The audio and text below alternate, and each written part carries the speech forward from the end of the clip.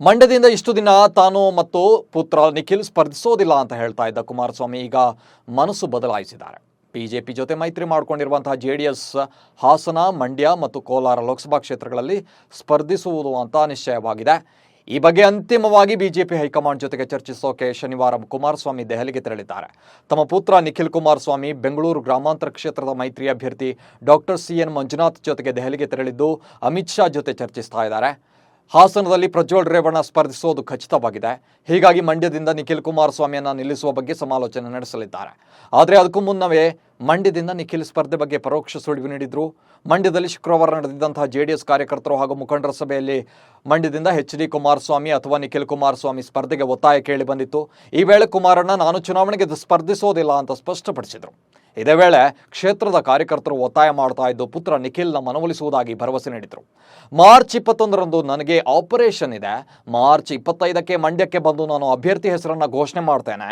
ನಿಮ್ಮ ಆಸೆಗೆ ನಾವು ಭಂಗ ತರೋದಿಲ್ಲ.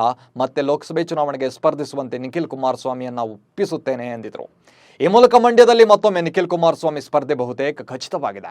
ಆರಂಭದಲ್ಲಿ ಮಂಡ್ಯದಲ್ಲಿ JDSನಿಂದ ಮಾಜಿ ಸಚಿವರಾದ CS ಪುಟ್ಟಸ್ವಾಮಿ ಅಥವಾ DC ತಮ್ಮಣ್ಣ ಅವರನ್ನು ಕಣಕ್ಕಿಳಿಸುವ ಬಗ್ಗೆ ಯೋಚಿಸಲಾಗಿತ್ತು. ಆದರೆ ಕಾರ್ಯಕರ್ತರು ಮತ್ತು ಸ್ಥಳೀಯರು HD ಕುಮಾರಸ್ವಾಮಿ ಅಥವಾ ನಿಖಿಲ್ ಕುಮಾರಸ್ವಾಮಿ ಸ್ಪರ್ಧಿಸಬೇಕು ಅಂತ ಒತ್ತಡ ಹೇರ್ತಾ ಇದ್ದಾರೆ. ಹೀಗಾಗಿ ನಿಖಿಲ್ ಕುಮಾರಸ್ವಾಮಿ ಕೂಡ ಗೊಂದಲದಲ್ಲಿ ಬಿದ್ದಿದ್ದಾರೆ. ಯಾಕಂದ್ರೆ ವಿಧಾನಸಭೆ ಚುನಾವಣೆಯ ಸೋಲಿನ ಆಘಾತಕ್ಕೊಳಗಾಗಿದ್ದಂತಹ ನಿಖಿಲ್ ಹಿಂದೆಯೇ ಲೋಕಸಭೆ ಚುನಾವಣೆಗೆ ಸ್ಪರ್ಧಿಸೋದಿಲ್ಲ, ನಾನು U-ಟರ್ನ್ ಹೊಡೆಯುವ ಗಿರಾಕಿ ಅಲ್ಲ ಎಂದಿದ್ರು. ಆದರೆ ಈಗ ಕಾರ್ಯಕರ್ತರ ಒತ್ತಾಯದ ಬಳಿಕ ಮನಸ್ಸು ಬದಲಾಯಿಸಿದರಂತೆ ಕಾಣ್ತಾ ಇದೆ.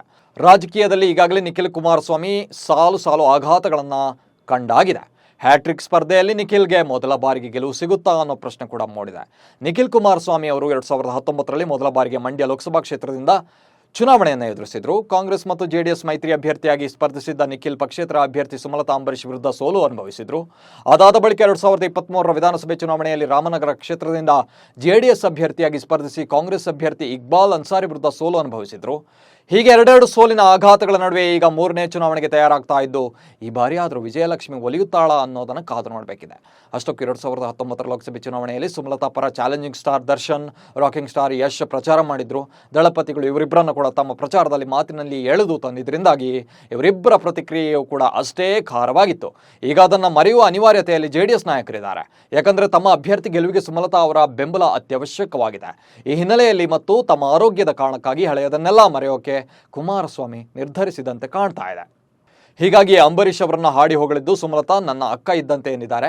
ಈ ಮೂಲಕ ಮೈತ್ರಿ ಅಭ್ಯರ್ಥಿ ಗೆಲುವಿಗೆ ಎಚ್ಚರಿಕೆ ಎಲ್ಲಾ ತರವಾದ ತಂತ್ರವನ್ನು ಕೂಡ ಮಾಡಿಕೊಂಡಿದ್ದಾರೆ.